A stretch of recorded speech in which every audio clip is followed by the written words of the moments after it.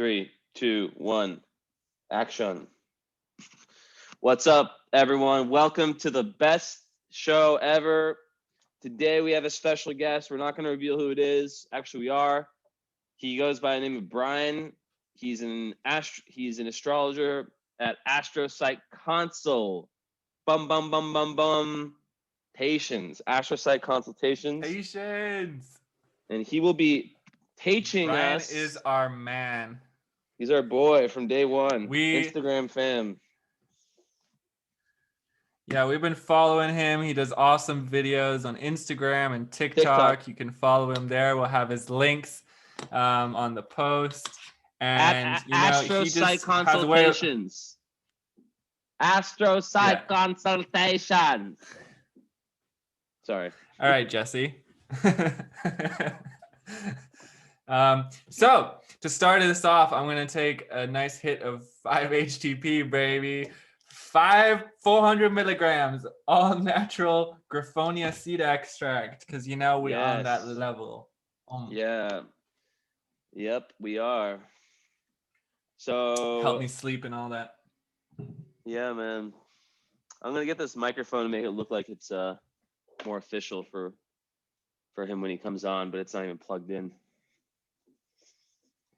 Dude, it's really easy to change the settings so that you can use that microphone. Is it, Trey? Is it easy? You technophobe. You fucking technological fucking phobic, man. You fucking... Okay, I'm gonna just do that. If I plug it in, it'll be good. Yeah, plug it in and then go to your... Setting a device. Thing where... No. So, okay. Make a But statement, anyway, Trey. while you set that up... Yeah, make a statement that's while you set that up, controversial. Controversial? I don't know if I'm gonna go there. But I can't hear anything. No, I can. I wanted to talk about remember the Yellow Deli back in Boulder? I do remember the Yellow Deli. We frequented there quite a bit. Good veggie burgers, but some very, very strange human beings. Is that the theme I'm guessing you're headed towards? So the Yellow Deli is the most peaceful place on earth, and they have chains located all across America and even across Europe and France. And they serve the best mate in the world. Would you agree? It's not even mate. It's like you think of mate as a tea, but what they serve you is this green. You know when we were doing like acid back in the day or mushrooms or whatever, and we always were like, I want to just drink turquoise. You know that feeling we had about wanting to drink this or smoke turquoise. It was something that doesn't exist, but just imagining smoking like the most pure turquoise energy, like that crystal I have. I can't even talk. That's how good it is, but a drink. Yeah. Like imagine if you could extract the energy of like photosynthesis that a leaf does for the sun. That pure, just like raw energy. That is what this mate was like. It's was fucking so good. Dude. Especially, oh, dude, your mic sounds amazing now. Does it? I'm changing the tone. Tell me which one's the best. This one. Yeah, that sounds good. And I can't really tell the difference. Okay. But yeah, shout out to Yellow Deli. If anyone ever passes them by, hop in, because those guys are hospitable as fuck. And they I thought this was a smear campaign. It kind of is at the same time. I mean, the thing is, they have the best crack in all of America and all over the world, and you just want to keep going back to them. But at the same time, they're the most fucked people. They're the most fucked people at the same time. Like I had two friends who were lesbians, and they were kissing in the Yellow Deli. And well, it's run by Amish people. Kind of. They believe they're one of the 12, the descendants of the 12th tribe of Israel. So they all live in a house. They basically like just They all live It's in a a house commu- together. yeah. They're all on some other shit. They're really, really nice and friendly. But then, like, the more you're there, the kind of more you get Yeah. these like almost creepy cult vibes. And then when you read about it, you're like, fuck, these people like are kind of fucked up. And then Trey was going to the bathroom once, and one of the young worker boys was staring at his penis. Yeah, because one of the things that they are against is homosexuality, which is what I was saying, where my two friends, they're lesbians and they were kissing inside, and one of the women approached them and like whispered and gave them a pamphlet and said, "Our men can help you." That was what they said. And That's oh my awesome. god, my two friends just like were, what the fuck? And yeah, I was in this stall and like, dude, I know what 14-year-old boys are like. I don't give a fuck that. Wait, okay, that I'm thumbnailing that. Trey, I know what 14-year-old boys are like. Jesus, man. You're going to be canceled. Wait, I was a 14-year-old boy. Okay. You know? Keep going. I have to change. So I know how horny we get. I know all you girls out there get very horny too, but Ooh, Trey. but you know, boys are on a level that, you know, we're kind of more animal. You're in a good one, man. You should keep going with this exact topic for the rest of the episode. Uncontrolled about it. You know, Keep going, teenage boy hormones. Keep going. Anyway, my point is, I know what a teenage boy is like, and I didn't care that he was peeping on me. But what made me sad was that he probably couldn't express himself in the way that he wanted with, you know, his family back home, because they were so, and you know, they'd probably try and do some strange ass conversion therapy on him or something. So yeah, it was kind of a toxic place in the long run, because I felt sorry for that kid, because, you know, I just wanted him to be gay, you know. I just wished he could be gay in his own way without having anyone to say otherwise. Yeah, there's nothing wrong with what they do as a business, but it's interesting, and there's been rumors of them. So it's Yellow Deli. It's in Boulder, Colorado. I think you can look it up.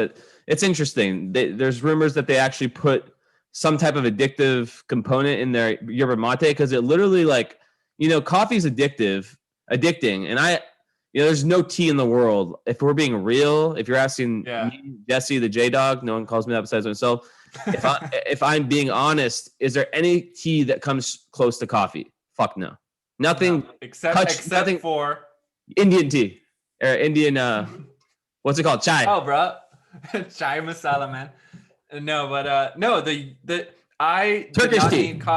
Turkish tea is the best. Turkish tea is pretty good. That's pretty good. It's number one. But honestly, the feeling, because on coffee you can feel jittery and anxious and dirty afterwards if you drink too much. But with this fresh green, man, fresh green, it was so fresh and so clean.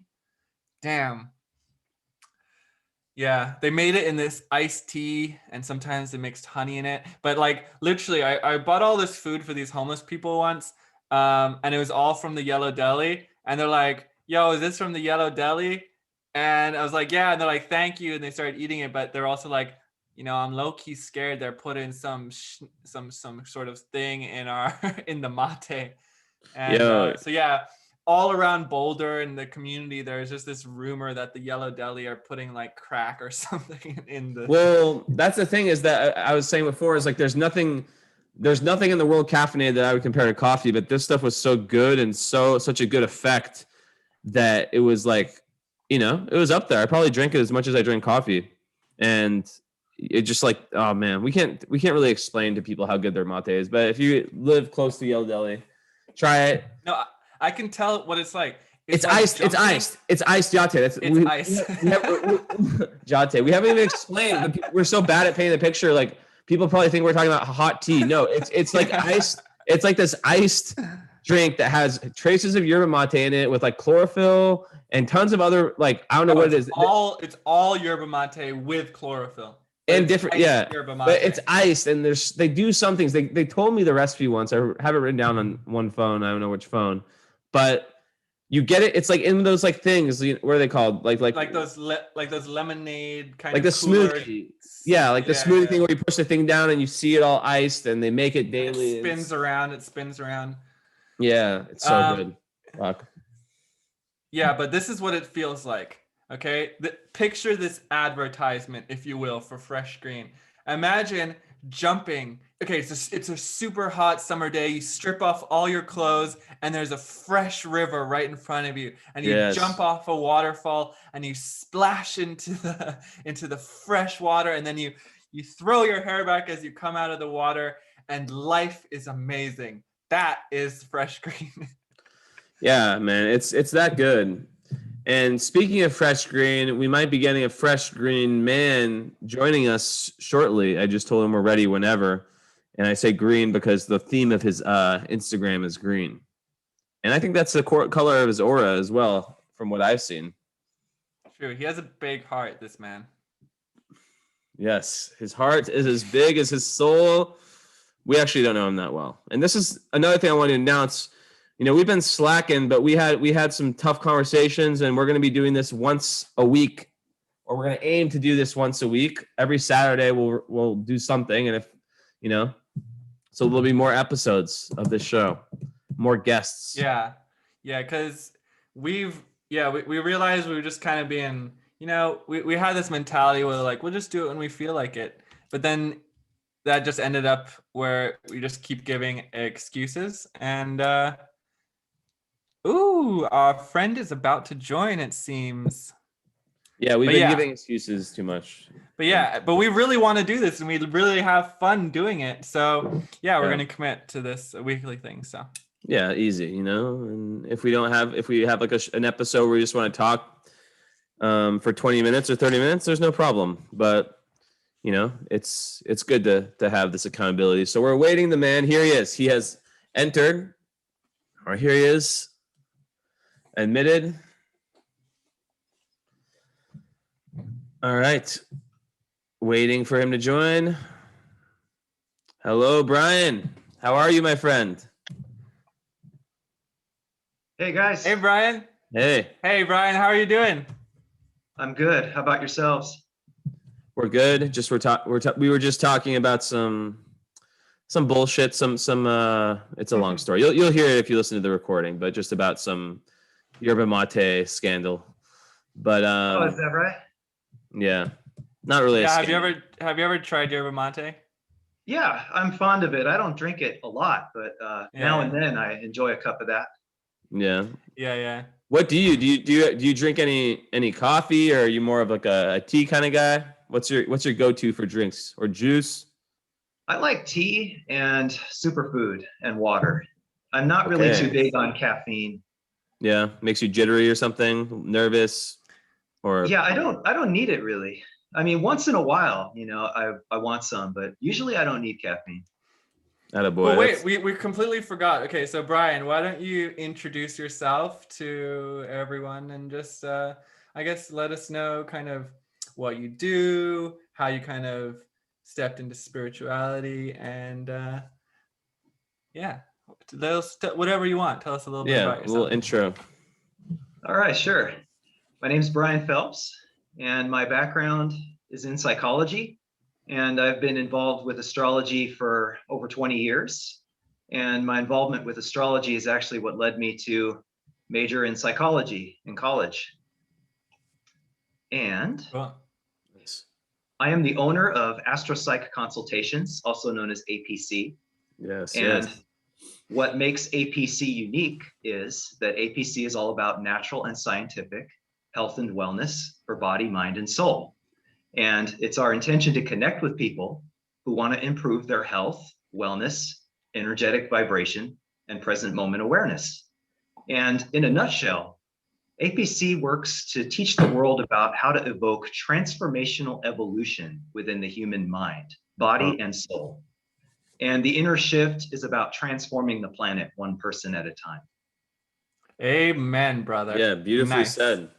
So yeah, we've been following each other for how long? I don't even know. Like over a year, probably a year and a half, 2 years. It's been a long journey, hasn't it? I joined Instagram in 2019. I think it was August of 2019. And I had been on Facebook since like 2009, I think. And I've been in business since 2014 is when I started AstroPsych Consultations. And I've been moving it online since about 2018. So for about a couple years, I've been building it up online. Nice. And I think, Sweet. did I follow you? Do you remember if I followed you or you followed me? It seems random how we met. And I know I was following like I would go on and follow random people back then. So I'm wondering if fate may be aligned for one of those people to be you. Yeah, it was probably through common interest and hashtags and browsing content, that kind of thing. Yeah, exactly. Wait, so I wanted to ask you, Brian, what is that pendant around your neck? Oh yeah, wow. This is a piece of Larimar. It's a gemstone that I like to use when I'm doing talks and communications, and it's a water element stone, and it facilitates social ease and smooth communications. You said Larimar, yeah? Larimar, yeah. Larimar. Okay. Larimar. So, wait, can you put it up close to the camera? I want to see. Yeah, let me see if I can get this thing. If I can get this thing closer. Oh, yeah. Okay, I see. Oh, that's a really peaceful stone. Wow, yeah, it's like an aqua. Yeah. Yeah, it feels like really soft, like smooth. Do you ever watch Avatar: The Last Airbender? You know how they water bend? Like, how you have to be in such a slippery flow, an easeful flow. That's what it makes me feel. Yes, I am a fan of the Avatar animated series. I love that stuff. So good. Yeah. Nice. Yeah. So, Brian, the way you're actually our first, I guess not our first guest, maybe our friend Agnio was on. It wasn't really a guest. She was more of like a co-commentator. But the way that we want to do these is, we can have different people on who maybe one's an astrologer, one's a tarot reader, whatever. We understand that. Of course, we will get to that. But we're really interested in understanding people's stories and how they came to spirituality, because it is such a random thing. I mean, if you know anything about me and Trey, I'm not sure if you know my story, which I'm writing about in my book right now, but I'm the last person you would have expected to become an astrologer 10 years ago or 5 years or even 10 years ago. So yeah, we're just kind of curious about where you're from, and what kind of led you to this life, like before astro psych consultations, what was there?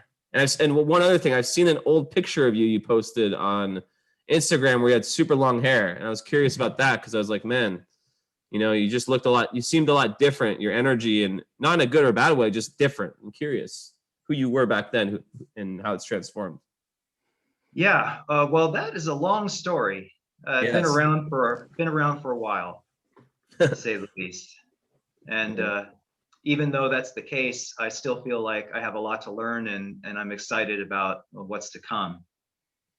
And well, I'm from California originally. I was born in California, in San Jose, in the Bay Area. Nice. And I grew up there. And I've been there my entire life. I mean, I traveled a little bit outside of the area here and there, like just around the lower 48 states. Mm-hmm. Let's see. Yeah, I've seen most of California. I've been to Arizona, Colorado, Nevada, Oregon, Washington. So kind of like the western area of the United States. That's me. That's me as well. I don't know if you knew. I'm from San Francisco, or I grew up in Portland. But I was born in San Francisco, but I grew up in Portland until like end of high school and even university and stuff. So nice. Same parts. San Francisco is probably one of my favorite cities in the Bay Area, I would say. Yeah, it's changed a lot, but it's beautiful. My mom lives there still. So that's where I go back to. Wait, I'm curious because like before I got into spirituality, like I started doing, like I lived in Singapore and I moved to Canada, and I was a gamer. So I just like spent all my days in the dark, playing video games and eating McDonald's and, having sex and just doing random shit. And I didn't have one spiritual... Having sex in his imagination, he means.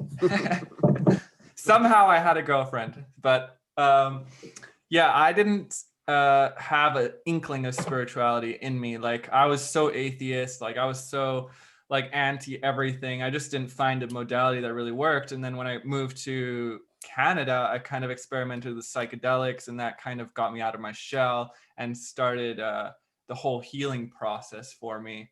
Like, were you always kind of spiritually minded? Because I know there are some people who are born and they just kind of always remember and kind of have that, but I'm curious how it was for you. Yeah, well, as I grew up, I had a lot of different types of experiences within the form factor of life and reality.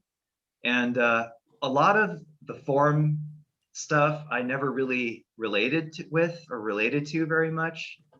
I mean, when I grew up, I had video games and that kind of stuff too.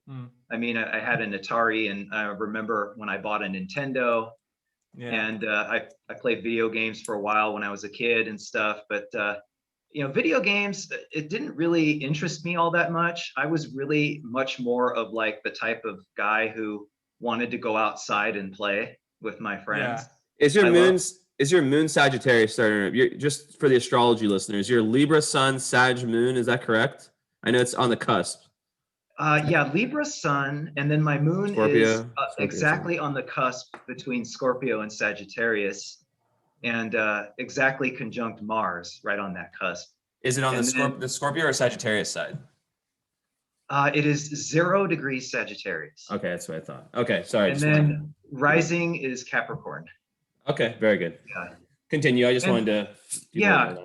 And so being outside has always been something that I've preferred, even though I did spend time indoors playing video games and stuff. So I played outside a lot with my friends. The street I grew up on, I got pretty close with some of my neighbors, and there was probably a group of about maybe five to 8 of us. What age group is this? They used to get together on the street and play and associate and to hang out and do all kinds of stuff inside and outside. I love associating. Used to mix it up. Yeah. And so that's kind of what went on as I was growing up. And also, what about the teenage years? Teenage years have got to be like, did you go through any like dark night of the soul or some? Yeah, because a lot of people in spirituality, it's a commonality you'll find is that typically as you know, there are some people who are born with like a dad who's an astrologer and a mom who's a psychologist, but from the hundreds or even thousands, not thousands, I guess maybe like many charts I've done and many charts I've seen, the amount of spiritual people who had either some type of trauma, not necessarily trauma, but just like they really went really far one direction. I'm one of them. I got into partying and drugs and nothing crazy like heroin or meth, but I went really far that direction. Then I had a rebirth, and Trey kind of had the same thing. So we're wondering if that is something that you went through, or if it was more a smooth sailing to finding astrology / healing others. That's kind of what we're trying to figure out. Honestly, there was nothing smooth about my experience. Yeah. Nothing at all. Just like us. So to continue sharing some parts of my story. So as I was growing up, the one other thing I wanted to mention was that when I was a child, I started learning how to roller skate. And I got pretty far in that competition. My local rink was called Aloha Roller Palace in San Jose.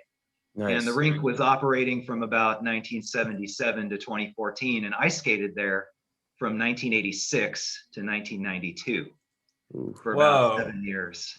Wow. You're like a pro. And so I was doing that for a while, as I was growing up, and playing with my friends and all that kind of stuff. This was something else that was extracurricular that I was involved with very consistently. And I practiced a lot, and I got very far in the competition. And I had a gal who was my skating partner for a while in competitive dance. And I also competed on my own in figures during that time. And so that was kind of a trajectory that I was on for a little while as I was growing up. And then in 1992, my parents separated.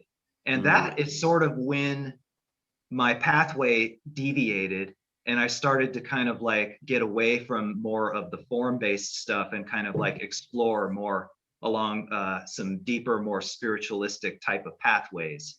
And it was around that time in like the mid 90s, I want to say like around 93, 94, when I had discovered astrology. And that's kind of what happened next when I kind of turned my direction on a different pathway after my parents split up. And I started exploring this stuff more and getting more involved in science and spirituality. And so that was a crucial turning point, and that's when I encountered astrology.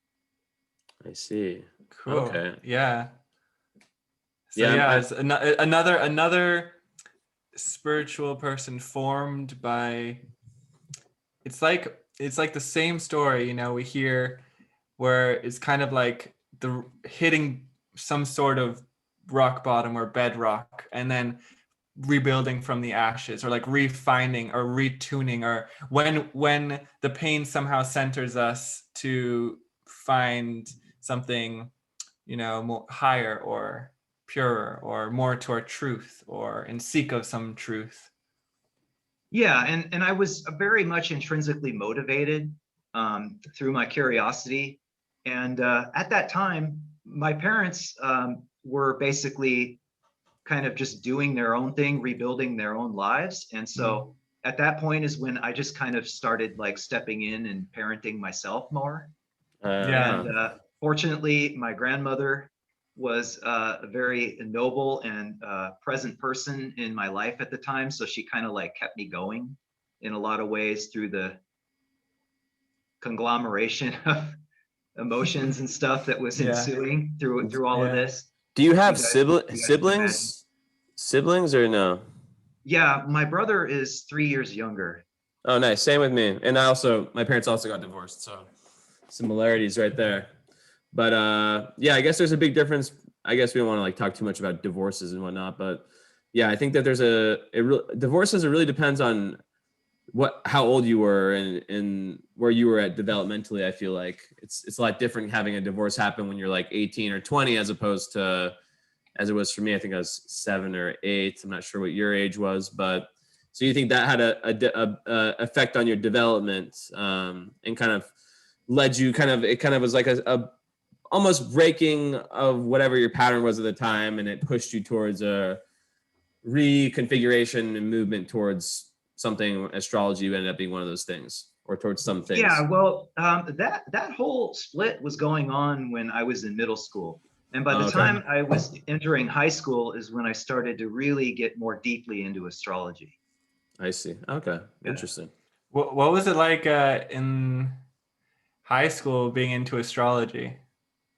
Yeah. I was very introverted in high school, very, very introverted. That's the thing. Like I was really at that point on this new trajectory when my path kind of shifted, like just going within, and this feeling and experience of introversion. And that's kind of when I found myself embodying more spirituality, like in the process, just kind of exploring this, you know, because to me, I don't really know exactly how to label something like spirituality. I mean, exactly. I hear people, we have this discussion too. I hear people try to label it and say it's like this and it's like this, but it's like, to me, really, it's kind of relative in a way, because it kind of connects to me with just the journey and the pathways that I've been on in my life experiences. And I'm not sure if that is in any way accordance with y'all's experiences with it, or how you guys feel about it, or try to explain it, or if you guys have explained it. Yeah, wait, I want you to elaborate a bit more on that. So it's how you're relating to your experiences, but wait, can you kind of reword it again? It didn't land properly in me. Okay, so yeah, when I started to go within, that is when I feel like I really started to get closer to what spirituality means, I would say, because it's kind of like when I was younger, I was just kind of more like out there. Like I really wasn't that focused, and I really wasn't coming from a place of centeredness and groundedness, and I didn't feel like I was really how do I want to say this? I'm not sure how to put this into words, really. That's why I It was is saying hard. It before, is like, hard. that Yeah. this thing about spirituality, I don't know how to label it, really. I'm still trying Yeah. to figure this It's out. kind of just like in simple looking at your life with more curiosity and going deeper within yourself and trying to find meaning and trying to figure yourself out in some sense, as opposed to just, I always use the metaphor of being like the small pebble rock that gets pushed away by any stream of water and changing into the big huge boulder rock that no matter what storm or what type of weather, you're still immovable. And Yeah. it's tough to do without metaphors, I think. But the best way I could say it, I think, is that I began to learn about myself when I started to turn inward and go within. And it's at that point that I actually had some kind of an orientation energetically about myself and my place amongst the many, right? So me being the one and with the many, my environment, people, and my surroundings. And so that I would say would be kind of like where my pursuit of what is known as spirituality sort of began to really open up and unfold. Yeah, I love that that you said you found your orientation within it all, because like I think, you know, a lot of time in spirituality right now, we can get so easily caught up in all the capitalistic side of spirituality. It's like very very out there, but eventually, if you're honest and you're earnest, you find out that it is about diving inwards. And when you dive inwards, you begin to feel a compass, and it is an orientation. You feel this compass and it's in the center, and you're like, you just want to keep diving deeper and keep understanding and keep exploring. And this compass ends up directing your life and leading you down new pathways and new things. And everything that we kind of label as spiritual just falls outside of what is normal. I think that's kind of, everyone only calls it spiritual because it's, you know, this is kind of normal, and this falls slightly outside of it. Yeah. Yeah, it's really, to me, seems like it's about energy, I would say. Now that I've been listening to you guys and speaking more about it. And that's kind of what was so intriguing to me about astrology, is it sort of like pointed me toward energy. And I became so fascinated with science at that point. And that's where I would say that my journey amidst spirituality sort of unfolded from. And like from like there, physics. Yeah, from there, it was just kind of like that became something that I was very excited about and intrigued by and inspired by. And it sort of gave me an anchor and sort of like something to explore and to pursue. And it gave me like a heading when at a time in my life where like everything I had like grown accustomed to and had become familiar with sort of like was just gone. Yeah. After my path changed and all that stuff shifted in my life. And as I had been doing that and going through different experiences in high school and stuff, I started to branch out more and stuff. And I met my first girlfriend when I was a senior, and she was a freshman. And so I had been pursuing astrology and getting to know people and making new connections and stuff after that, all that other chapter passed. And I started to learn about people more. And I started to see these connections about people and how they related to stuff that I had been learning about astrology.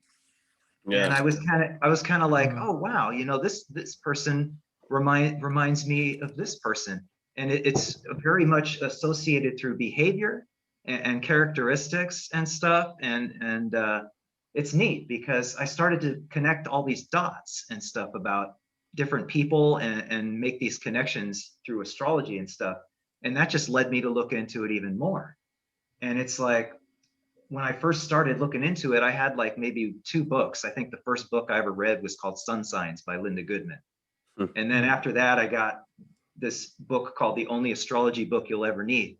And so I read those books cover to cover. Was it the only astrology book you ever needed? And no. Hell no. But it was the only astrology book that I would ever need to find out that I wanted to pursue astrology in depth. Oh, snap. So credit to the author for that one. Yeah. And yeah, at that point, I just started to read any astrology books that I could find. And I've got a pretty thorough library that I use with my business at this juncture. And I've probably read close to 30 different books, at least at this point, cover to cover. Nice. And I had been doing that probably for, I mean, it started in high school, and I just finished an astrology book maybe a couple of years ago.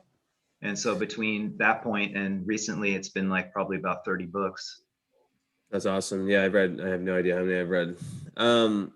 Yeah, there was times where I would walk into Jesse's room when he was just starting to learn astrology, and he had one book here, one book there, one book there, one book there, like 6 books scattered, and he'd be like looking at this one, and then he'd go to the next one.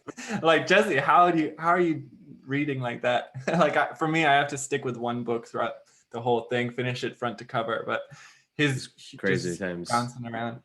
Yeah, so one exploration led to another, I would say. And there was a time before I finished high school. I was mentioning that I had met my first girlfriend. I was going to ask about that. After she left me, I was pretty depressed. That's there were some years where I was just kind of spiraling, and and I put myself into a real deep grave for a little while. How long? Like a few years, or a few months? It took me a while to climb out of it, but it wasn't just because of that relationship. I mean, it was just a lot of different things. It's like I was still dealing with my parents. Kind of just like and all of that stuff that was going on. And it's like I got to a point to where I just, I am kind of imploded for a little while. How long would you say? Because I know some people listen to this, like, I think we've all been through that. First heartbreak, first love, falling apart. Not all of us, but a lot of us have. Because I think some people have an expectation when they're, because even for me, it was similar, my first girlfriend, when all that ended, like, I was like, after the start, after like, a year or so, I was like, I'm over it. But it really was probably like 2 or 3 years until I was actually over it, So I'm wondering around how long it was for you before you felt like post that you actually were back on your feet, really moving forward. Well, let's see, this was in 97. So by 99, I had met somebody else, and so a couple of years, and then, but what was funny was by that time, like, I got to a point to where I was just kind of like completely like away from any sort of like judgments and stuff. Right. After high school, I pretty much was just out there. I mean, I was just doing whatever. I was hanging out with whoever. Were you ever like someone who like went out and partied and used substances a lot? I couldn't see you being that type of way, but you never know. It was relentless. It was absolutely relentless, because judgment was completely shut off. So if I travel back in time, I could drink a 30-pack of beer with Astro Psych. That would honestly, there was little to no discernment. There was little to no judgment. I was just out there. That's awesome. I mean, it's not awesome. I'm happy you're alive, but this is what's interesting about these kind of interviews, because like looking at your Instagram now, and this is like for so many people, just not really knowing you. If you ask me, do you think this guy has ever like gotten fucked up or like had blackouts or done drugs? I'd probably say no, and maybe if he drank, it was very like responsibly. That's a Capricorn rising though. That's such a classic Capricorn rising thing to think about someone who has Capricorn rising. They all look like they're just, would never touch anything. That's the cover of the book. Yeah. You know what I mean? With my Leo rising, I do not get far on that one. Yeah, but I mean, it got to a point, I could tell so many stories about that stuff. I would love to. I would love to hear one because we're about entertainment and and depth on this podcast. It's a mix of both. I would love to hear one just funny, crazy one, or not even funny, just one that stands out. We all have that memory of that messed up thing. Mine was probably when I ran through a forest for 4 hours thinking the police were going to get me. I'll maybe tell that another time. Yeah, well, I'll tell you, I was just off the hook for a while. I mean, yeah, it was just, I'm very lucky to be alive. Wow. Because I pretty much went, I just went for, you know, whatever was coming at me, you know what I mean? There was no fear. Yeah. So we're talking, we're talking alcohol, drugs. Like, come on, give me an example. This isn't, I'll tell you everything I've ever done. Alcohol, party, drugs. Yeah, this ain't church. I was addicted to Xanax. That was my biggest thing. But I used to do a lot of ecstasy, a lot of drinking and smoking weed. And yeah, I mean, well, let's see if I can just kind of summarize this, but give you guys still some flavor. Yeah, it was pretty much the like Y2K. that spice. Yeah, it was kind of pretty much the Y2K party scene, I would say. Okay, in the Bay Area, you know, it's just home base in Oakland in the late 90s. Yeah, you know what I mean? It was just going out for days on end. You know, it's like it's doing stuff, selling stuff. Oh, you know, shit! So you were a straight up gangster. I mean, it's not astropsych. It's not astropsych consultations. It's astropsych. Fuck, I can't think of anything funny and witty, but something about selling drugs and astropsych. Come on, I was waiting for it. Astropsych drug dealerations. I don't know. Just forget it. No, forget it. That's crazy. So you were out in the Bay, and I'm just because I'm trying to figure it out. So you had a first girlfriend. Because am I correct that you said it's your love. It's your boyfriend. You guys are married. I don't know, but Matthew, right? He's the energy healer for astropsych. So yes. I'm curious. I don't know. We dive deep here. How that like what happened with that? Because first you said so you're. I don't want to ask questions that are too personal. Like, how did that whole process happen? Not with revealing your relationship, but how you went from break up with girlfriend, high school, devastated, partying a bunch, and then eventually you met him, or was that way later? And well, that was a while later. Yeah, there was some time in between. You know, it's like after that whole like really like heavy duty party scene, it started to fade out. You know, it's like I got older. You know, and my body started to kind of like, you know. How many years are we talking? Like 3-4 years of solid going at it, or less? For me, well, I was going at it, you know, after high school till I was in my early to mid 20s. So for a number of years, I was hitting it very hard for a number of years, and yeah, it's like I had abused my body to the tilt. You know, and like I said, I'm very lucky and very grateful, and I'm full of gratitude that I'm still alive. You know, I had some close calls. Me too, man. I nearly died, and this is all in my book. I should be dead. I had a seizure from benzodiazepine withdrawal in the shower at my friend's house, and he had left the house to go to. He's a professional soccer player in France, and he just came back by the grace of God because he forgot his shin guards, and yelled my name, Jesse, Jesse, Jesse. And didn't hear me, you know, just running in to grab something and leave. Usually he wouldn't even said my name. And I didn't respond. He ended up breaking down the bathroom, like something whispered in his ear, you know. He broke down the bathroom door, found me seizing, got me to the hospital, and I survived because of that. So I know what you mean when you say close calls. Almost like there's a point for you to be here, kind of. Or did you have anything that intense, or was it more just like consistent chronic abuse of your body, or any like real close calls of death? Like, yeah, well, I mean, hospital and stuff. I'm not going to list, you know, everything that I did, but I'll tell you that's a long list. And there were some close calls. And by the time, you know, I started to kind of come out of it, because like my body was so saturated that I was just starting to lose it. Yeah. And I was like, if I don't change my behavior, you know, it's like I wasn't about ready to give up this life. Not that early in the game. You know what I mean? I just kind of got to a point to where I was like, okay, you know, if I want to continue, then I need to make some changes. And so that's what came about. And so I kind of have gone from like one extreme to the other.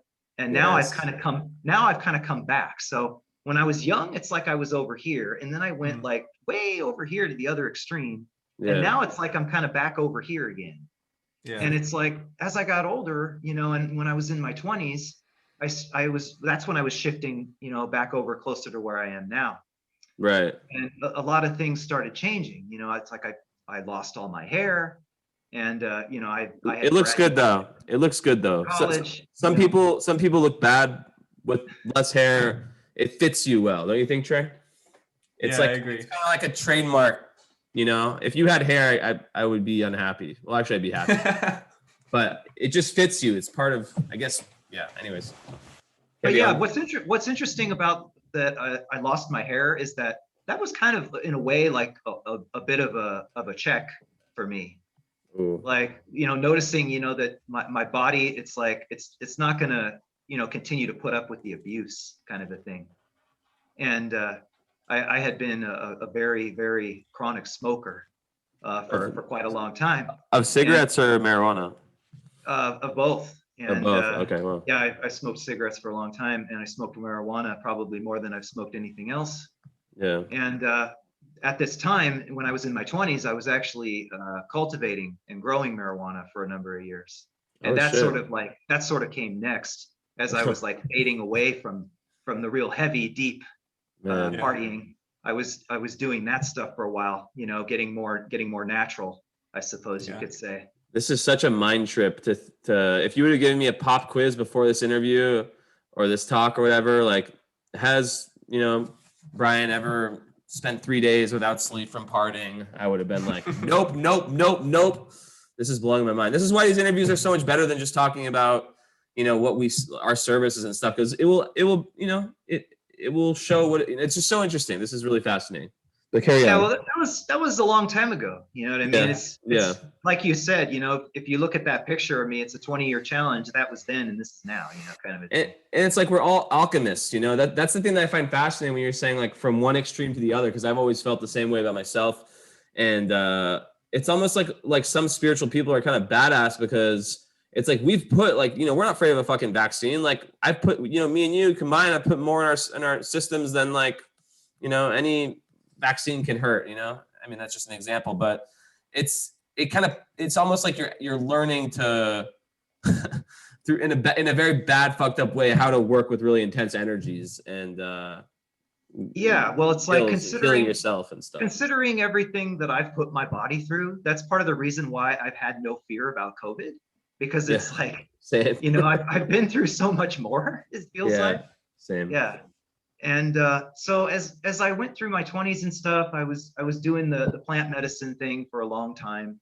Nice. And I had been going to San Jose State for a number of years. I started studying psychology at San Jose State in about 2007.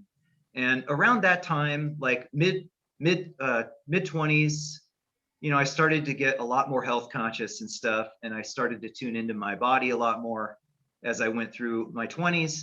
And by the time I got to San Jose State is when I really started to kind of like, I would say, like, get a handle on myself, you know, because I was pretty much approaching the Saturn return at that point. No choice. You pretty much can feel me on that, being an astrologer.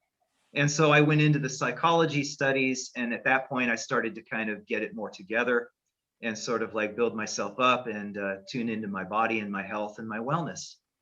And let's see. And I graduated from there. And then at that point, I went to work in education. And so that was kind of another turning point, I would say. Education, so like teaching, like as a teacher for kids, or what kind of education are we talking about? Yeah, I started teaching after I graduated with my degree in psychology. And I went to work in the public education system. And the position I got was special education. Mm-hmm. And so I did that for a number of years.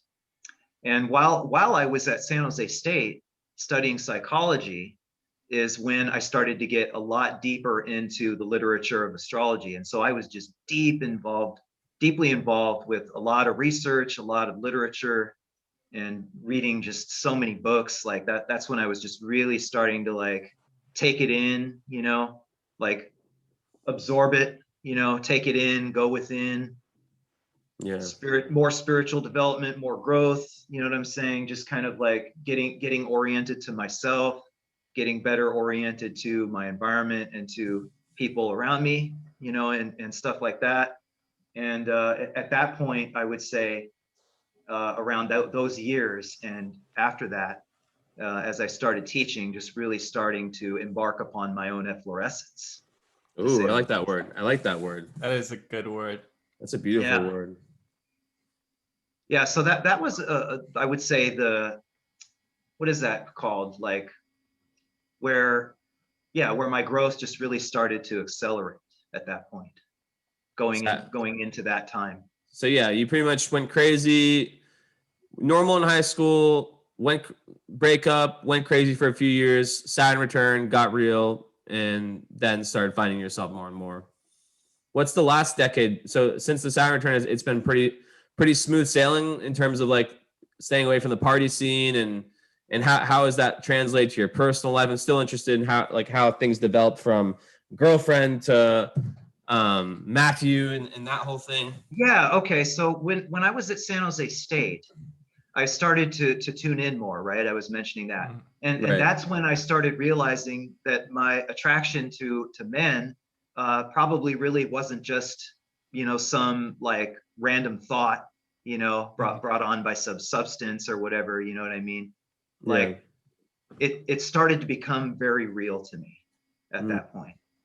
And I had dated some women and stuff, and there was a number of years that went by where I was just by myself. And I was totally fine with that. And by the time I was at San Jose State, I remember I went on one date with somebody, with this gal, and that's when I realized that I wasn't interested in women any longer. Interesting. And that I realized that I really hadn't been in quite a while. And at that point, I started to open up to dating guys. Okay. And that would be pretty much where that fits into the timeline. Cool. And so this was when I started teaching, you know, around that time.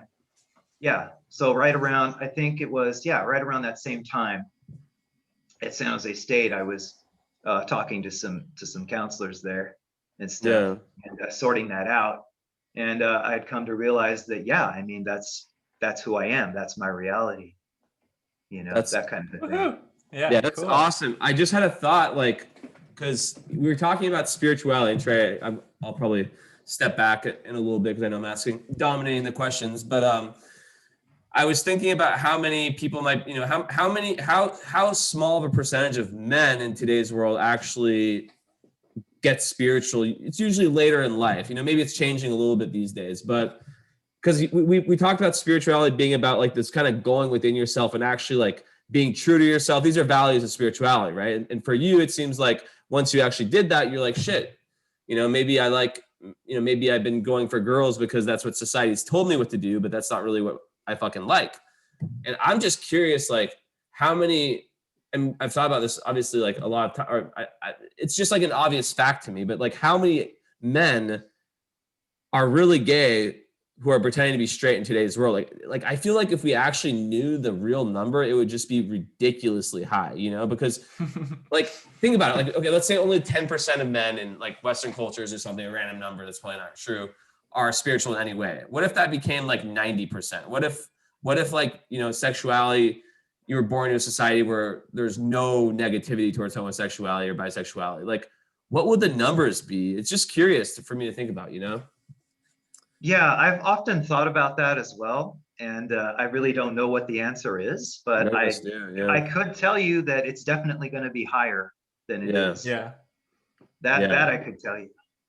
Yeah, because I mean, I grew up in a pretty like free household in terms of like you can just be whatever you want. Like it doesn't matter. Like no shaming there, and also in my kind of school and society. So like when I was very young, I was experimenting with guys before even experimenting with girls, and that opened up even before that, when I think that happened when maybe I was around 8. But before that, I had pre-existing conditions around not going towards men because of TV or, you know, just things you pick up and hear and kind of unreal said expectations. And when I experimented with that, I was like, hey, this is fun. I like this. This feels good. You know, it felt good in my body.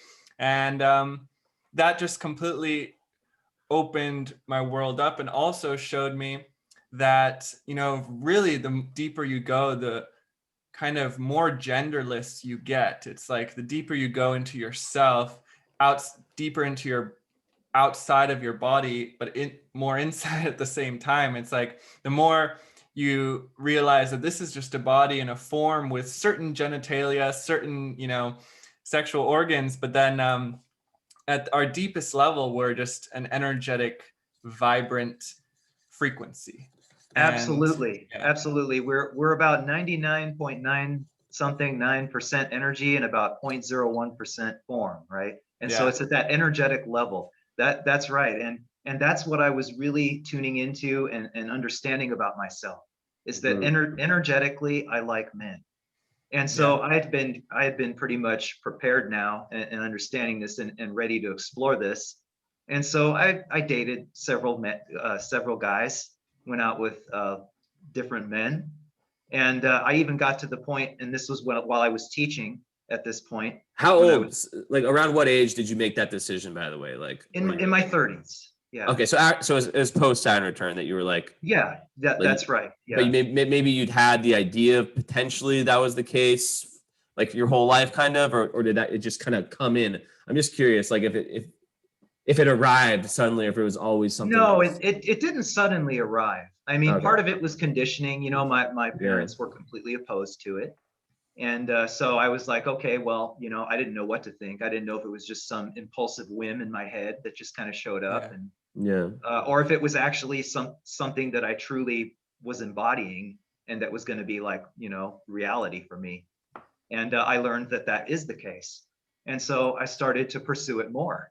And when I was teaching, I taught in elementary for about 6 years after graduating. And it was during that time that I was continuing to explore this. And I had gotten to the point to where, you know, I went on several dates, but it just wasn't a match and stuff. And I got to the point to where I actually went out with this guy I met. And it turns out I didn't even realize this till I got to be right in front of the person.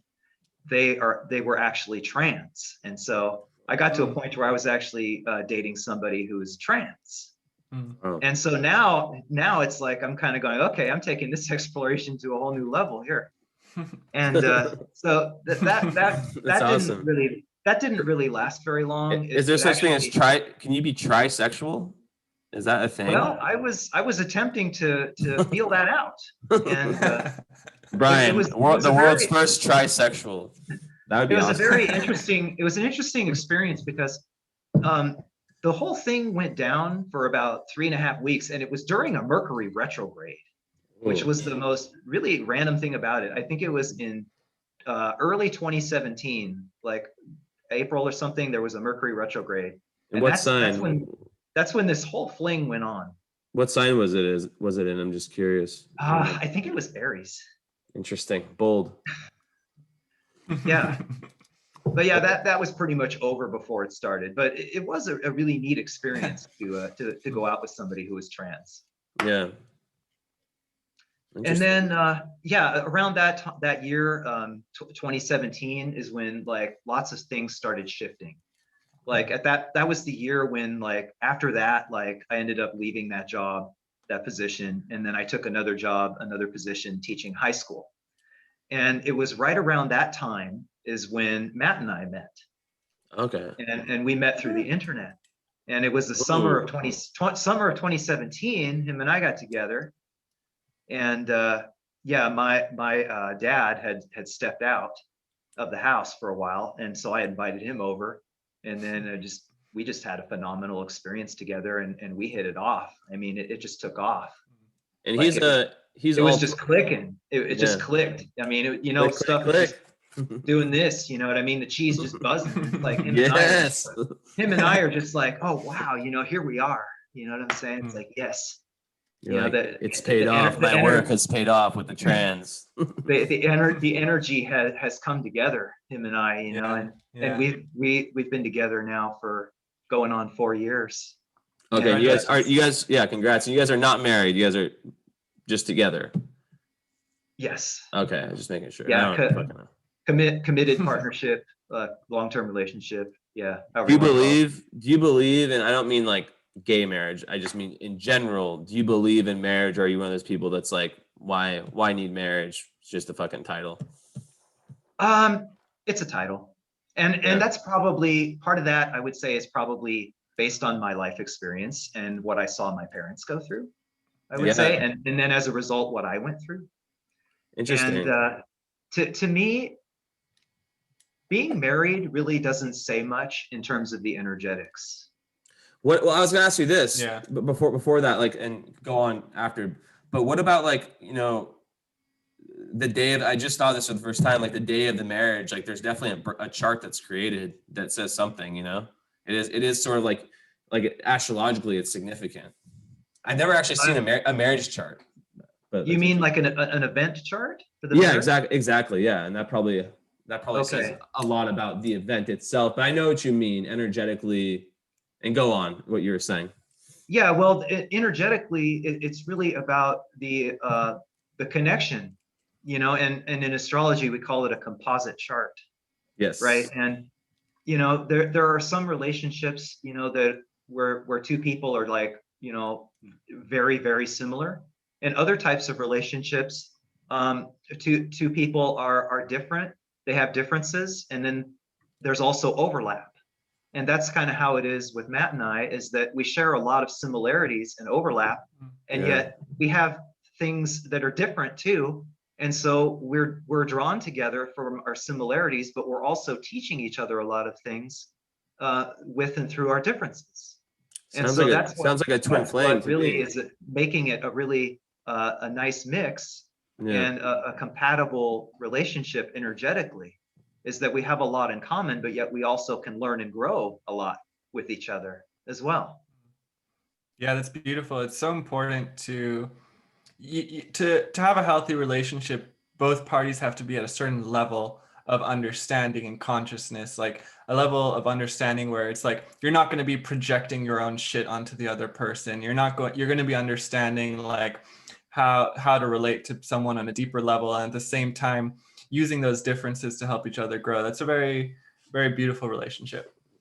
Yeah. Thank you. It feels that way. Yeah, I'm very grateful. I'm grateful for it every moment. And he's like is he like every planet in Taurus? He's a lot very Taurus heavy, right? Or is it just Taurus sun? Yeah. Big stellium in Taurus. Moon as well? I think it's a 5-planet stellium in Taurus, if I remember correctly. But moon is sun and moon, like a new moon he was born on? I don't exactly know. I mean, I've done his chart, and I've given him a reading and stuff. Yeah. And but I don't have it memorized. Yeah. What's his moon though? His moon is I think it's 1 degree Cancer, so it's on the cusp between Gemini and Cancer.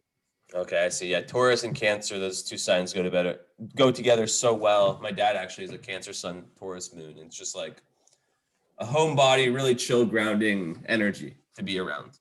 So I'm sure that's been nice. Yeah, absolutely. The grounding is right up my alley, I would say. Consistency. Yeah, especially being a Libra. Yeah, and then because he is so grounded, yeah.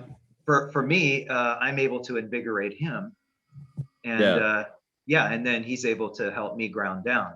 You're able to help kind of motivate him, show him new perspectives, intellectually kind of get him going. And yeah, Taurus gets a bad rep for being stubborn and set in their ways, but honestly, they can be, but they also can, just like Trey is a double Virgo, but you would never guess he's a double Virgo, because you can really borrow a lot from your opposite sign. I think he borrows a lot from his Pisces, the opposite Pisces. So yeah, it's interesting. That's very interesting.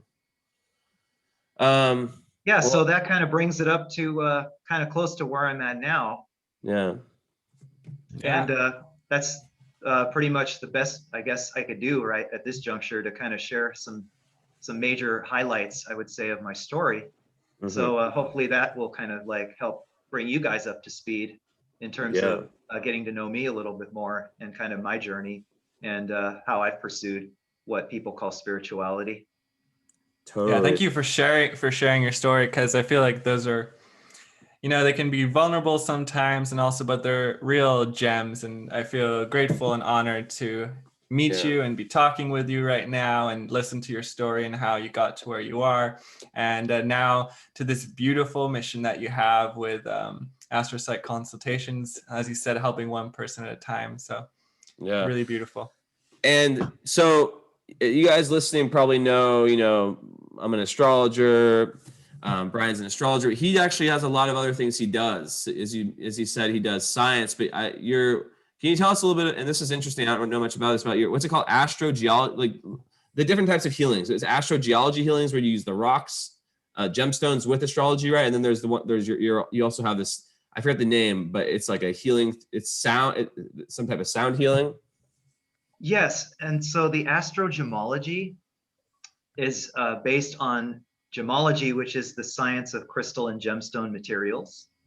And gemology healing is energy healing, essentially, also known as energy medicine, and some people call it CAM. And it uses the materials and energetics, which is sound, frequencies, and vibrations of the different crystals and gemstones. And what I do is I read the charts, the natal charts of clients, and based on a type of ailment or a challenge that they want to overcome, I can make customized healing bundles, sets of gems that they can keep with them and cleanse on a daily basis to allow them and guide them how to tap into their own innate healing abilities and to overcome those challenges and to help heal those ailments. That's cool. That reminds me a lot of what I heard from some more of the older Vedic astrology, and also what they used to do in India. Like I don't know if you've read the book Autobiography of a Yogi. It's like really, really famous book within kind of the yoga world, but he has all these stories about these kind of spiritual masters and his gurus who have kind of these mystical powers. But he in kind of Vedic astrology, when someone comes to them with, like, let's say some sort of liver problem or some sort of this problem or some emotional problem or some problem at home, they tell them to go out and buy a sapphire ring and put it on your Saturn finger, or go and buy emerald and hang it around your neck. So it's not only the gemstone, but it's also the intention of the healer that they're putting into the gemstone that helps to kind of coincide with that healing. Yeah, it's all of that, really. I mean, it's the intention of the individual. It's the intention of the healer, the practitioner. I mean, everybody is their own best healer, although nobody is an island, and we all benefit from help. Mm-hmm. And so the healer is doing part of that and being of help, and the gemstones themselves are also helping because they have their own energy too. And so it's about the alignment and the grouping of all of these pieces coming together energetically. And so it's up to the person to have their intentions set and clear about their healing, and then to be able to keep the stones cleansed and cleared regularly so that they are going to be able to successfully entrain with the vibrations of those gemstones. And then the healer or the practitioner or the person guiding, in that case, if it would be me, I'm keeping myself cleared and doing my daily self-care practices so that I'm a clear channel, and so my intentions can align with theirs through the different sorts of connections, not only through our bodies in the form world, but also energetically as well. And so all of that comes together to provide more successful outcomes. Very nice. Jesse, do you remember that crystal shop we went to in Mount Shasta? Yes. I have. Remember that really. Do you have that crystal with you? Right here. Yeah, I got mine too. So this is from Mount Shasta, And remember that guy? Because Jesse was having some trouble picking out his crystal intuitively, and this guy just like helps tune in, and he's like, No, I said I want the most intense crystal in the store. yeah. And he gave me, I don't know the name of this one. Maybe you can tell, but That looks like apotholite. yes, that sounds correct. How do you spell it? Yeah, I think that's it. Let me search it. Apotholite. But Yeah, it's, but he was Apotholite is a very, very neat stone. It's one of the few gemstones with tetragonal geometric form. that's And it. it's great to allow you to like get energy moving, and it'll help you like move through stuff and let go of stuff. It's very useful. How do you Excellent. spell it? How do you spell it? AP Apotholite. APA. APOPH. Yeah, APOPHY, I think, or PL. Oh, that's why I spell it apopho. Yeah, I think I found it. Okay. Huh. Is this it? Or is it PH? But yeah, so this interesting that because like I spent a lot of time in like kind of hippie sort of communities and like festivals as well, and everyone knows to cleanse their crystals in that sort of community. But this guy, I remember he was telling us messages from our crystals. So he would hold the crystals that we chose up to his ear, and he would tell us the message that and it was spot on. Like it was hitting it was like, holy shit, you just put into words exactly why I chose this crystal.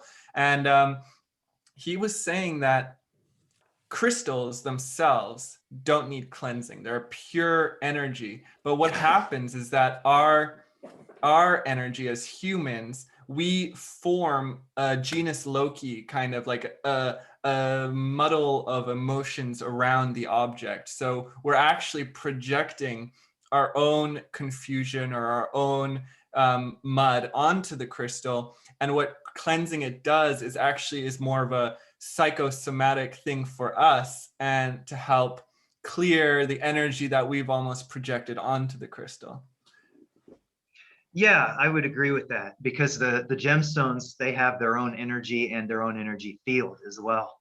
And so when we talk about and say that we want to cleanse the stones, it's kind of like basically what that's doing is that it's, like you said, it's really about kind of the interface more so between us and our energy and the energetics of that stone. So it's in that that gap, so to speak, right, between us and the stone. And so we say, yeah, we're going to cleanse our field, and then we're going to cleanse the stone, right? And then everything in between ends up cleansed. Yeah. So it's kind of like we're addressing this piece of it, and then by addressing these two pieces of it, we're getting into the center of that continuum. Yeah. You have really quickly, like intuitively, like people listening with COVID, any recommendations for crystals that might be helpful for, I guess, I feel like a lot of people are feeling loneliness, but also a mix of like really having to move into new spiritual territory, kind of letting go of the past, maybe like a crystal or two for those kinds of purposes. Anxiety, fear. Yeah. Anything that you think might be really helpful, like a very powerful crystal for the now. Yeah. For also anxiety and fear. Okay. Let's see. So you mentioned COVID, right? Yeah. So just the energy of that. With COVID is all about boosting the health and vitality of the immune system. Okay. And there are different gemstones that are very useful for this. And I would say that the best gemstone that I use for my immunity and vitality is called Budstone, or it's also known as African Jade. And I have it in my pocket, of course, so I'll be happy to show it on the camera. Sure. This is a piece of African awesome. Jade. Wow. That's like your soul color, man. And I got this at a gem show in San Mateo, probably about 5 or 6 years ago. Look at what do you call those? Like iterations, not iterations, striations? Yeah, and this is a neat disc. I was wearing this as a pendant for a while. Yeah. But it kind of was Nice. a little bit weighted on my neck, so I took the necklace leather off of it and I just keep it in my pocket. Beautiful. And It this looks is like one of the best the for photograph of a wave crashing against the shore. Yeah, It's this is one of the really best green. ones for the immune system. I mean, there's lots of different types of jade.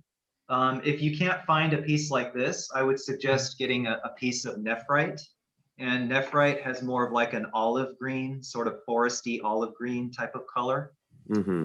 Those are really good for the immune system. And also fluorite. If you Fluorite. guys can find some green fluorite in particular, any fluorite will be helpful, but the green one in particular is very good for the immune system. That's just so crazy. I just have to take a stop because right before you came in here, we were just talking about mate, but it was this fresh green mate. So, and then we were saying that how your aura felt very green, like hardy. And I also just found 2 fluorites in a drawer downstairs and just fished them out and like put them in a green kind of like brushed jade like disc container. And yeah, so loving the synchronicities here and all this like green coming up. You're the green man. No, we were just like, I was like, I said something, or one of us, I think I said it, like something about your color, your colors. I was like, yeah, his color is green. Like that's because your Instagram color is green, and I always thought the color I associate with you is green. So it's just interesting. I said that before, like when we started, before you came on. But nice. Yeah, and the last few aura photos that were taken of me show yellow green in them and stuff too, so that's kind of neat. Oh, is that the Carillion photograph? Carillion photography. Oh, I really wanted to do that. That's so cool. How do you do it? The stuff changes all the time. It perpetually fluctuates, but the photos tend to capture kind of like where it's like, they call it more of a base where it tends to be at more frequently, I would say. Yeah. Explain this. Is this an application or is it a kind of camera? What is this? It's a camera. It's a camera. They used to be, back in the day, they were kind of like Polaroid style, but nobody's really using that anymore because the film isn't being made like that anymore. And now it's being done using computer technology. Oh, I see. You should check out Carillion photographs for leaves on YouTube, because you can see some really cool photos and it shows the energy moving through the leaf in this really beautiful, like purple, almost Tesla coil, like electrical looking energy. Really beautiful to look up. I recommend it. And yeah, this Carillion photograph, like there's this really amazing sound alchemist called Annie Williams, and she's learned the ancient Egyptian sound alchemy, and she does harp and ancient Egyptian singing. And she was talking about Carillion photography, and she took a photo before she went on this kind of to this vortex space in Sedona, and it was kind of like a smaller dulled aura with this base color of like a green shifting into blue. And then after she went to the vortex zone, they took another photograph and the aura was much bigger and it had shifted into this huge blue aura coming out of her around her head and down her shoulders. So it's that's a kind of proof of how your aura shifts and change based on kind of where you're at mentally and physically. Yeah, and it's even more fascinating to have aura video done. And that's something that I would like to do next. I've had several photos taken and now I want to get a video made. And you can actually have it made with you and your significant other as well to see how your energetics interface when you guys are together. Yeah, if you want, you can hold up your favorite crystal in your aura picture and see the aura of the stone too and stuff. What about animals? That's awesome. Yeah, animals too. Yeah, I don't know. It depends on the person who's doing it if they'll let you bring an animal, but I wouldn't say no. I mean, why not, right? Yeah. I wonder if they have any Carillion photography over in Romania. Doubt it. That'd have to be the first one. Probably. Okay, so let's see. You actually asked about some stones for some other stuff too, right? Yeah, more like maybe one, the first that comes right to you that's like more for like the emotional, mental, spiritual deficits with COVID. Okay, let's see. Something intense, kind of how this one's intense, like something that's like really helping people. Okay, let's see. I think you guys mentioned something for anxiety too, right? Yeah. Okay, let's see. So one thing that's coming to mind right now, in terms of like self-love and nurturing, and maybe like overcoming or working through or healing from like any sort of like trauma or things like that, is a stone called peach stillbite. Peach stillbite. Highly effective. I'm gonna write that And down. for anxiety, some of the best ones that are coming to mind for healing and overcoming anxiety would be lilac kunzite and also lepidolite. Okay. Is that the And green one? Lepidolite, the one with the swirl, kind of swirls on it? though they're That's violet. macrolite, I think. I think that's macrolite. Yeah, these two are violet. Lilac kunzite is violet, and also the lepidolite is also violet color. Okay, cool. Lepidolite. Yeah, and grounding stones are also very effective for anybody who experiences anxiety. What about when I get to that point where I start spinning, and I feel like I need to ground, because I'm not quite grounded, or I'm not quite as energetically balanced as I want to be, before I do those practices to recenter myself and place myself in the spaces of energetic balance. I'll use grounding stones. For example, like there's a piece of smoky quartz. nice? Oh, nice. Yeah, you have that one, right, Trey? This is No, an awesome I have a stone for smoky grounding. citrine. Oh, okay. I thought you Smoky had quartz one of is those. one of the best for grounding. I like it a lot. Mm. And not only is smoky quartz great for grounding, but in addition to that, it also provides excellent protection from EMF and EMP, which is also very common. We're using all these electronic gadgets all the time. We got these high-powered routers and stuff around. So it's always good to have either a piece of smoky quartz with you, or like this is a piece of shungite. Yeah, shungite. This is one of the best for grounding and also preventing adversity from EMF or EMP. Yeah, I got a shungite. Wait, where's my finger? Okay. God, this is hard to do. in this plant over there. There we go. This plant over there. It's this like it's right next to my bed, and I have big chunk of raw shungite right inside, right near it. Yeah. Yeah. Yeah, there's a lot. Anyways, There's a lot of different stones. There really is. Yeah. There's a lot. Those are just a few that came to mind off the top of my head. Yeah. Cool. So really quickly, me and Trey, we were on the phone the other day thinking about questions, but I think I didn't even look at this, but somehow I think we answered most of them. I wrote weird scenarios. I think you talked about that. Drug history. What about aliens? Yeah, I was just reading aliens. Do you believe in aliens / animals? Or yeah. I believe in life. Yes. And I believe in the variety, the diversity, and the multiplicity of life in not only our solar system, but in the universe and the galaxy, the universe, all those different levels. And absolutely, there's an abundance of life in this universe. There's no doubt about that in my mind. Nice. Have you ever connected with aliens? Well, that is an interesting question. I don't exactly know how to answer that. It could have very well happened to me outside of my consciousness at the time. Yeah. I'm not exactly sure. I mean, I've been looking into my human design chart a little bit lately, and I noticed that one of my channels is collective consciousness gate 1333. And so through the collective, I would say that it is highly possible that the answer may be yes, although I'm not really in a position to provide any proof at this time. Yeah. But it's definitely highly possible.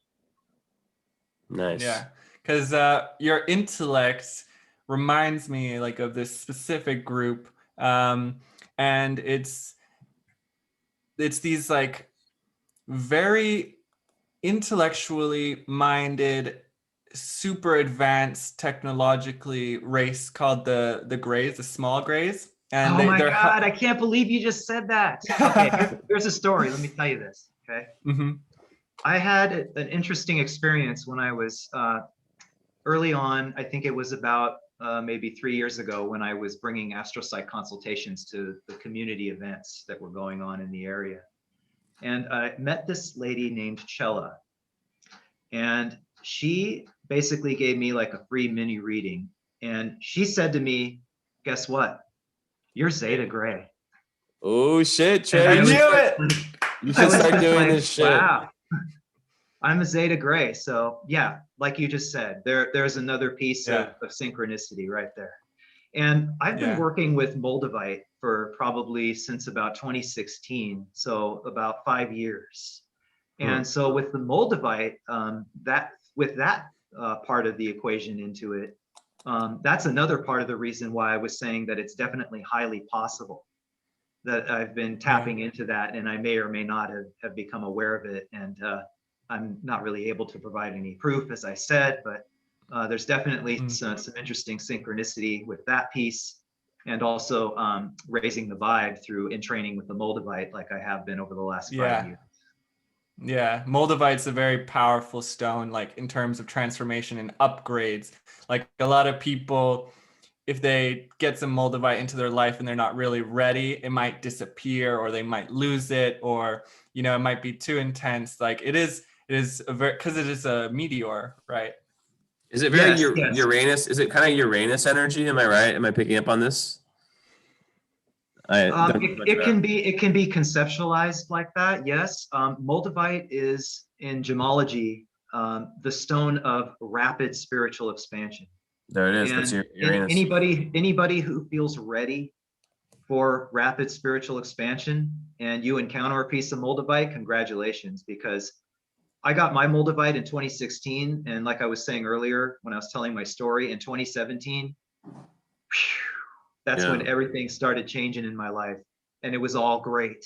It was all exactly what was meant to happen in order for me to experience that growth and to maximize my potential at that point in my life.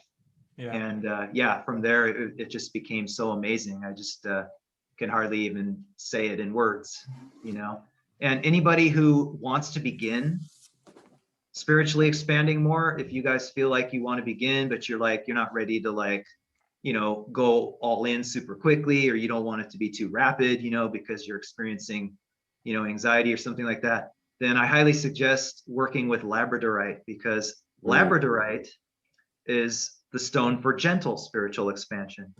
And what's really interesting is it turns out that I encountered labradorite about a year before I encountered moldavite.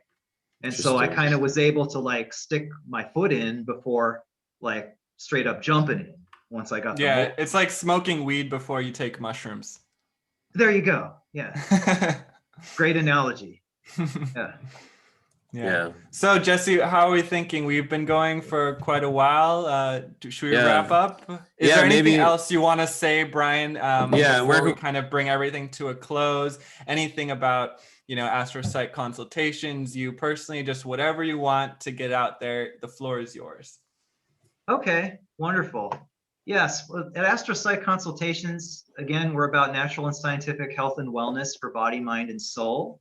And our modalities are customized and tailored to support and expand each person's innate healing abilities. And this translates into numerous possibilities when it comes to outcomes. I've seen things like higher competence level, more satisfying relationships, enhanced perceptions, and proliferated creativity, lower stress, higher energy, strengthened cellular vitality, and most importantly, improved energy flow between the physical body and the energy field. So it's about going within and tuning into your innate healing abilities and your energetics and balancing the one with the many. Nice. And where do we find you? So it's at astropsych, like psychology, but psych consultations on Instagram and TikTok. I want to ask you one quickly. How are you? I love your TikToks. how are you choosing your songs? It's like you're finding these fire electronic songs. I'm like, where is this guy a DJ or some shit? Like where do you find all your TikTok and that hip hop song? What's it? I can't even remember the name, but man, you're bringing the fire on there too. So on TikTok, Astrocyte Consultation. Right on. Thank you. Yeah, I love music. Music has been a part of my life ever since I've been a child. And Nice. I think that's pretty much been, I would say, one of my substantial inspirations. There you go. Moving through this lifetime. And I'm sure that that's going to continue as I continue moving through this lifetime. Awesome. So if you're interested in, in learning more about Brian, you can go to his Instagram, follow him there, follow his TikTok, Facebook, I'm guessing as well, website, and he offers his services for astrology, all types of services. And I think your website's linked to your Instagram, I'm guessing. So people, if they're interested, they can just go to your Instagram and then your website, right? And then they can book a reading with you or something like that. Yeah, absolutely. Stop by, let's chat, and that'll be fun. I would love to connect with you guys. All right. Well, thanks. Thank you so much. I think me and Trey are probably going to continue a little bit before we close up. It's been a pleasure. And yeah, thanks for joining. Been an absolute honor. Thanks for sharing your story. Thanks for coming on, being so vulnerable, and bringing just your true awesomeness to the microphone. Yes, and I want to thank both of you, Jesse and Trey, for having me on and for allowing me the space to share my story and to connect with you guys more, and also with your audiences as well. Thank you so much. Thanks, man. I really appreciate it. Talk to you soon. Peace, brother. Peace out.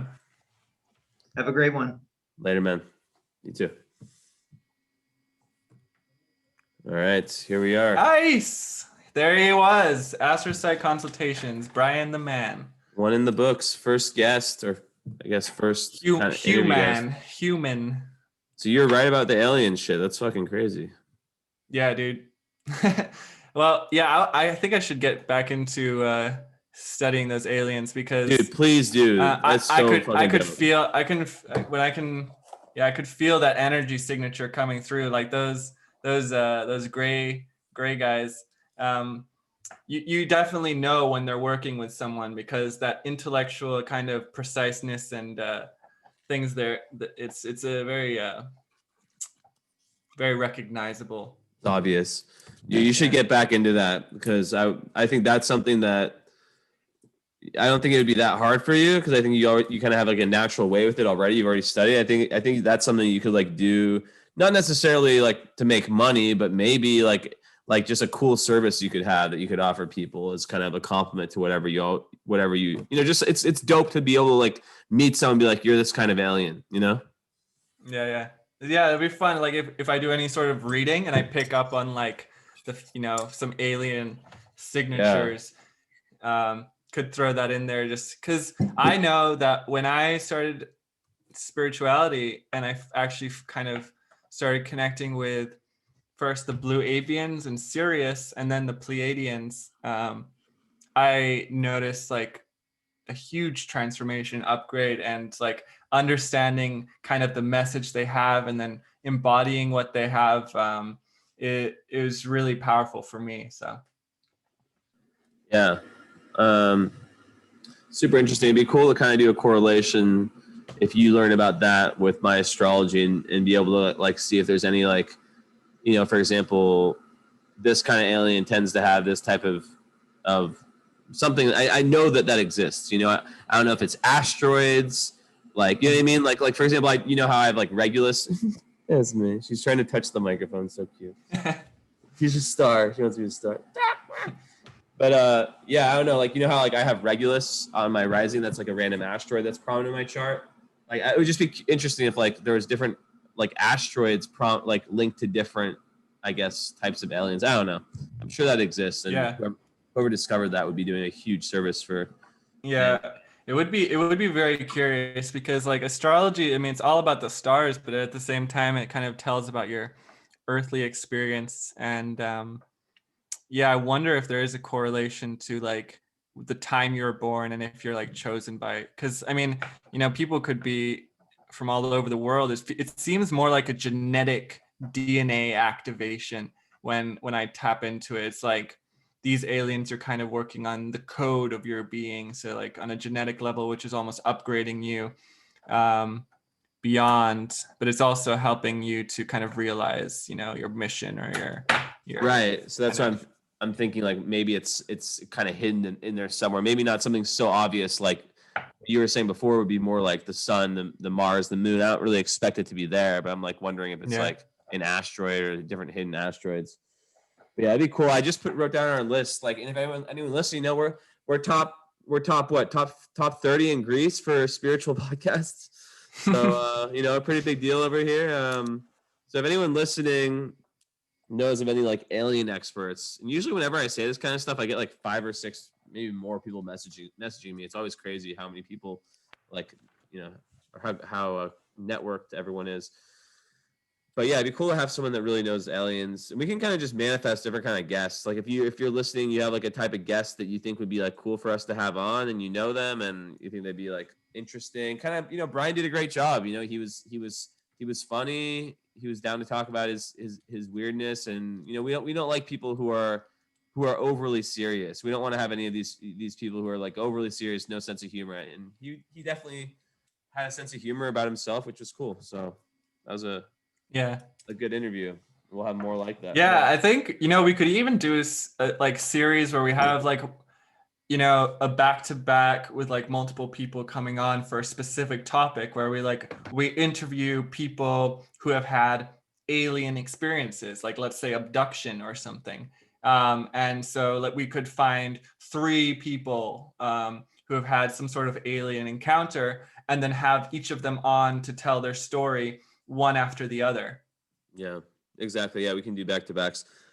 There's this new documentary. So if you have had an alien encounter, abduction, or anything, and you're listening to this, then please reach out to either Jesse or I, because we would love to get in contact. But don't be a crazy fuck who's full of shit, because those people, like 90% of the people that will message you about that will be lying and just want to get on the podcast. Or I've seen these people that I've had to block and shit who've just been fucking. There's most good people in the spiritual Instagram, but there are the crazy fucks like the girl who made the video of me saying I was the Antichrist just a week ago after my vaccine video. Jesus Christ. Yeah. No one who's trying to seek attention, just regular old alien encountered people, just regular old alien abducted. Yeah. There's this actually really cool, I think it's Yes Theory did it. If you haven't checked them out, like Yes Theory, they did this video on going to this town where there were lots of people who were who saw and witnessed this one alien thing, lots of people throughout the town, and some of them were abducted. And it's a really beautiful story. Heartfelt story, not beautiful because it was kind of traumatic for some people, for some of them, but that was a interesting. What's it called? It's a video that I recommend. Yes Theory. If you type Yes Theory alien, you could probably find that. Yeah, on YouTube. Also, so there's Impulsive, right? Logan Paul's the show I watch. Yeah. So dude, yesterday their guest was a fucking alien, like a legit guy who's coming out with a documentary. His last name was Fox, and this is like a super mainstream show, and they had a guy on who's an alien expert he's coming out with a big mainstream documentary. I mean, he was on fucking Impulsive, like a super mainstream podcast. Yeah. And he's literally on this podcast talking about like how there's this documented event in Ethiopia, I think it was Ethiopia, where the aliens like came down to this like school, and like all these kids are like drawing pictures of the aliens. They're like gray with like big eyes, and like everyone there, like, and it's just crazy. Brian. Yeah. But I didn't finish the whole episode, but his like the theme he was making was like that alien. Did you get to see any of those pictures? Yeah. The kid brought the kids made paintings. Oh fuck. Or drawings, and he brought. And Paul showed them on the. Wait, you know him? Paul Fox? Is his name Paul Fox? Wait, what? Paul? Who's Paul? Whoops. Logan Paul. Yeah. No, so Logan Paul had his yeah. I was like, what the fuck? But I think his name was Michael. It was Michael Fox. I don't know. But like basically, he had the guy on, he interviewed him, and he had brought like little drawings with crayons the kids had did. So he had the original drawings, and there's like 3 or 4 of them. They're all really similar. But yeah, he was saying that a lot of these events with aliens happen at preschools. And my intuition was like, or preschools or schools with young kids. And my intuition, he's also talked about how like he had like huge government agent, like real government officials on there who were basically saying that like, you know, that like admitting that aliens exist and that they've flown over. This is the crazy part. They like flown over like the nuclear power plant of the US or different like huge countries and switched it on and off to the point to where like aliens are so powerful that they can switch on off all our nukes to where if there was an attack on us, we'd be defenseless. And that was one part. And the other part was the fact, but also if we try to set them off, they could stop it, which might be good. It just makes me think about, well, that's something else. But yeah, the thing with the kids was interesting because I was like, man, like, and I think on the show they're even saying this, like, if you're an alien, you're like, maybe you want to go see kids. Kids are woke as, I don't like saying the word woke. Kids are just very like, you know, they're kids. We give them like this like, oh, they don't know anything, but maybe their energies are just way more open and their imaginations have not been corrupted yet. Maybe the aliens from their view see the kids as like more advanced than many of the adults. It's kind of true. Well, yeah, it's because the kids are closest to soul because they haven't been conditioned by a society that's trying to control.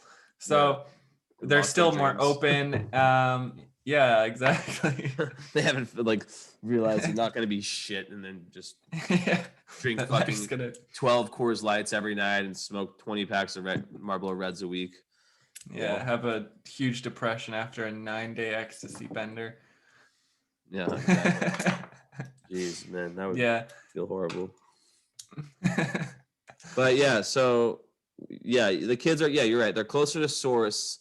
And it reminds me of something I was learning early in my spiritual journey about something that I can't think about. Yeah, just about how like kids come, you know, they enter the world, you know, from their different past incarnations and they're just fresh. They're just like, you know, it reminds me of that really crazy book by the shamans from Siberia, where they're like the soul was describing seeing humans and like he was like in the big cities, like just being able to like see the energy around them, how like the older the people were and the longer they'd been in their rut of like career, like the more like sucking objects like around them and the less vitality. Like he was describing their colors and just so dead. And he was like the older they got, the less energy they had and stuff like that. Super interesting. Yeah,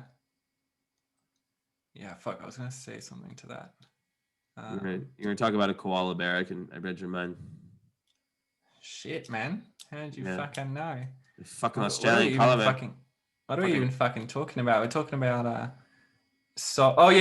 had a memory because like as you kind of progress spiritually, sometimes like I know in Yogananda's book, the autobiography of a yogi, all his memories started coming back from when he was a kid.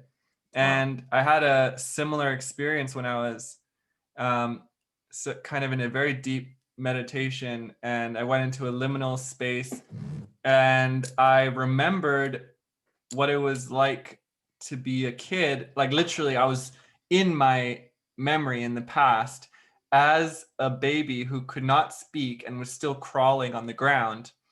And I remembered exactly what it was like to feel like that baby. And it was literally pure, if you can imagine, a pure ball of soul that is just so curious and fascinated by life. And it's like you're right with the Atman, which is like, you know, the kind of the highest self or like the soul, or, you know, you're right there and it feels like God is like holding you still. And you're still with kind of source and you're just experiencing everything. But we've forgotten that memory. Yeah, it's very true. It's very, very, very true, Trahan. It's very true what you say. The memories have been forgotten by us. Yes, I mean, I am Jesus. I am Jesus. You're Jesus Christ, Chahan. I am the Messiah. You're the Messiah, and I am Josiah. Josiah, Merlin's apprentice. Merlin's second-hand man. Merlin's wank.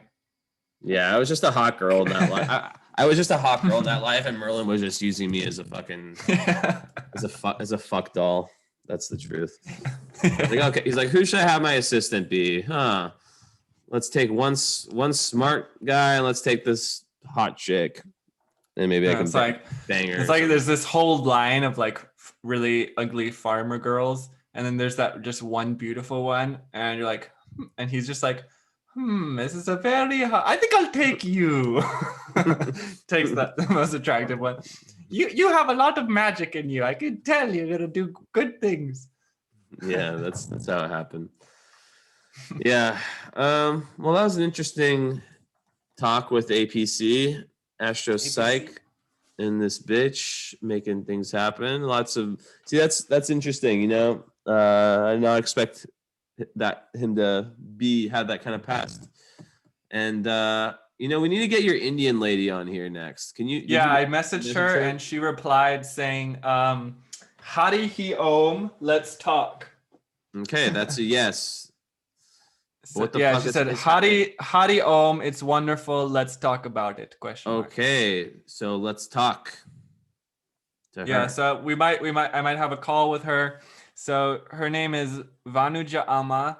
Amma, it means mother in Sanskrit or Hindi or yep. And she's this really like powerful spiritual lady in India, and she would have a lot of wisdom to bring here because she is the real deal. She is guru status. Boom. Yeah, guru. She has psychic visions of the future, and we'll maybe let's not give them a preview. Let's she said her next life she wants to be a star. She's going to be a star, so that's pretty intense. Yeah, and let's say that maybe she had some foresight towards COVID. Yeah, but we're not going to tell you more because you guys have to fucking listen. Exactly. You fuckers. All right. You little gremlins. All right. Well, should we call this a day? I'll get this posted ASAP. Cool. Yeah. All right. Successful. So we'll be back next week. We're going to do this every Saturday. We're sticking to it. We're committing. It's not that much work. It's pretty fucking easy, actually. So you guys can count on us. 2 months later, no episode. All right. So I'm going to end the recording now. Thanks, guys. Peace.